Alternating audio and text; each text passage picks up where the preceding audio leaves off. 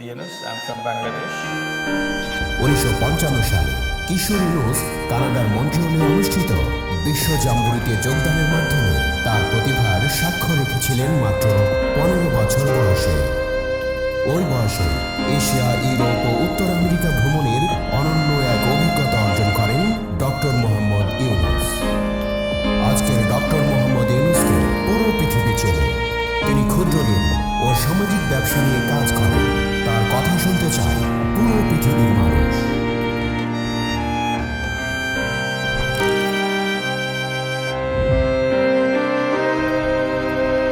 Doctor Mohammad Yunus 1940 সালের 28 June Chittagong জেলার হাটহাজারী উপজেলার বাথুয়া গ্রামে জন্মগ্রহণ করেন। তার বাবার নাম হাজী তুলা মিয়া সওদাগর এবং মায়ের নাম সুফিয়া খাতুন। মোহাম্মদ ইউনুসের সহধর্মিণী doctor Afroza Yunus.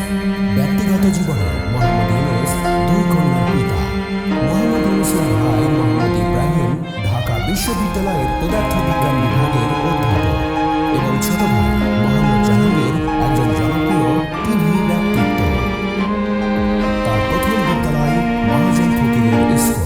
Chittagong collegiate school থেকে ম্যাট্রিক পরীক্ষায় মোহাম্মদ ইউনুস মেধা তালিকায় 16তম স্থান অধিকার করেন এবং চট্টগ্রাম কলেজে ভর্তি হন। সেখানে তিনি সাংস্কৃতিক এবং রাজনৈতিক কর্মকাণ্ডের সাথে নিজেকে যুক্ত করেন। কলেজে তিনি নাটকে অভিনয় করে প্রথম পুরস্কার লাভ করেন।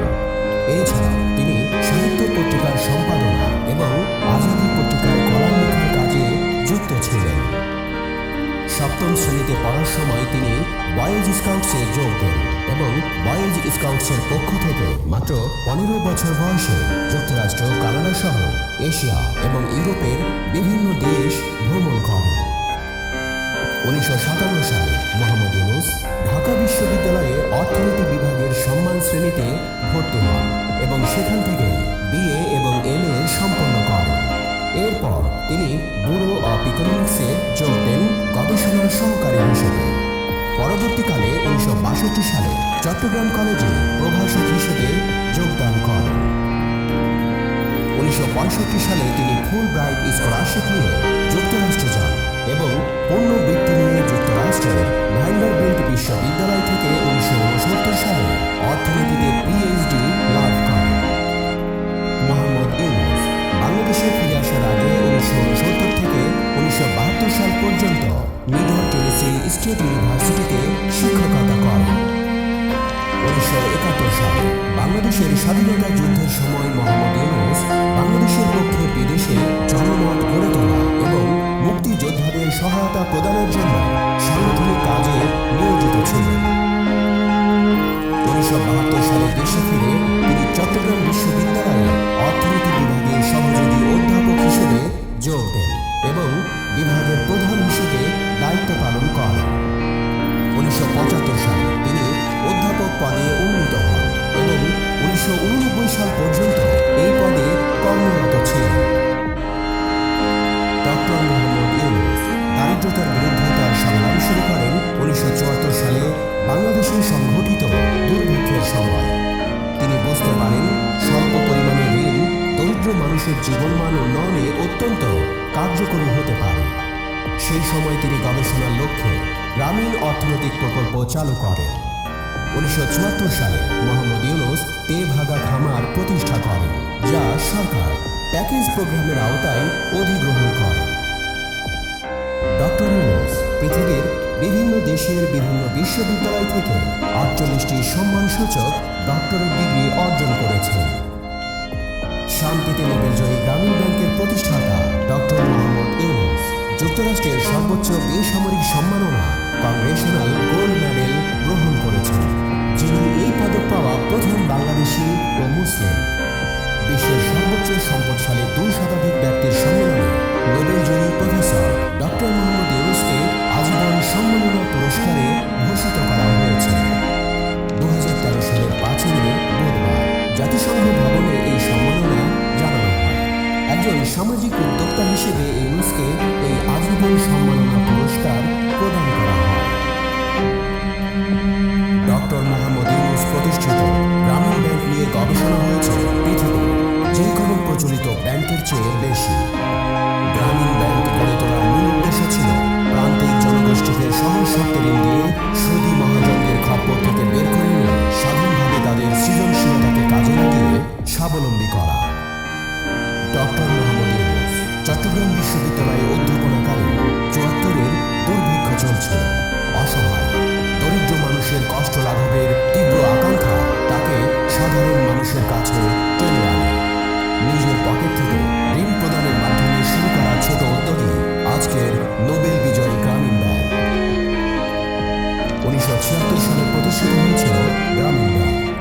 ১৯৮৩ সালে এটি একটি বৈধ এবং স্বতন্ত্র ব্যাংক হিসেবে যাত্রা শুরু করে। গরিবের অর্থনৈতিক উন্নয়নে গ্রামীণ ব্যাংকের সাফল্য উন্নত বিশ্ব, এমনকি যুক্তরাষ্ট্র সহ অন্যান্য শিল্পোন্নত দেশসমূহকে গ্রামীণের এই মডেল ব্যবহার করতে উদ্বুদ্ধ করে। এ পর্যন্ত বিশ্বের ৪২টি দেশে গ্রামীণ ব্যাংকের আদলে ১৩৫টি আর্থিক প্রতিষ্ঠান সফলভাবে কার্যক্রম চালাচ্ছে। ১৬টি দেশে সরাসরি গ্রামীণ ব্যাংকের কর্মকর্তারা প্রকল্প বাস্তবায়নে সফলতার স্বাক্ষর রেখে চলেছেন। ২০০৬ সালে নোবেল শান্তি পুরস্কার পাওয়ার পর ডক্টর মোহাম্মদ ইউনূসের দায়িত্ব ও কর্মপন্থী বেড়ে যায় বহুগুণ। সমস্যা সমাধানের জন্য একে একে প্রতিষ্ঠা করেন বহু সামাজিক ব্যবসা প্রতিষ্ঠান ও কোম্পানি। যৌথ ব্যবসায় এগিয়ে আসেন ফ্রান্সের ডাউনফোর্ড, ভিওরিয়া ওয়াটার, জার্মানির BASF, জাপানের বিখ্যাত ইউনিক্লো সহ বিশ্বের বহু নামি দামি কোম্পানি। দুর্বার গতিতে এগিয়ে চলে ডক্টর মোহাম্মদ ইউনূসের সামাজিক ব্যবসার মিশন। জাপান, চীন, রাশিয়া, সৌদি আরব, আরব আমিরাত, আফ্রিকা, অস্ট্রেলিয়া, ল্যাটিন আমেরিকা সহ পৃথিবীর বিভিন্ন প্রান্ত থেকে আসে বক্তৃতা প্রদানের আমন্ত্রণ। ১ ঘন্টা বক্তৃতার জন্য প্রস্তাব থাকে বাংলাদেশি টাকায় ১ কোটি বা তার চেয়েও বেশি। বিশ্ববাসীর কাছে তিনি একজন অতি সম্মানিত পরম শ্রদ্ধেয় ব্যক্তিত্ব। তার সাক্ষাৎ পাওয়ার জন্য কত দেশের রাষ্ট্রপ্রধান, সরকার প্রধান, মন্ত্রী, বিখ্যাত ব্যবসায়ী সহ সর্বস্তর থেকে প্রতিনিয়ত আমন্ত্রণপত্র আসতে থাকে।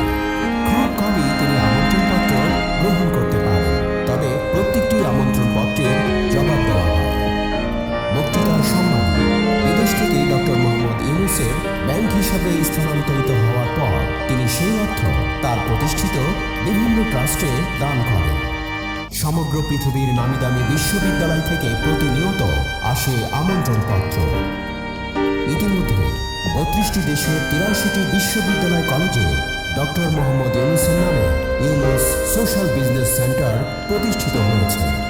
সেখানে গবেষণা হচ্ছে ডক্টর মোহাম্মদ ইউনূসের কর্ম ও জীবনাদর্শন নিয়ে। সামাজিক ব্যবসার উপর কোর্স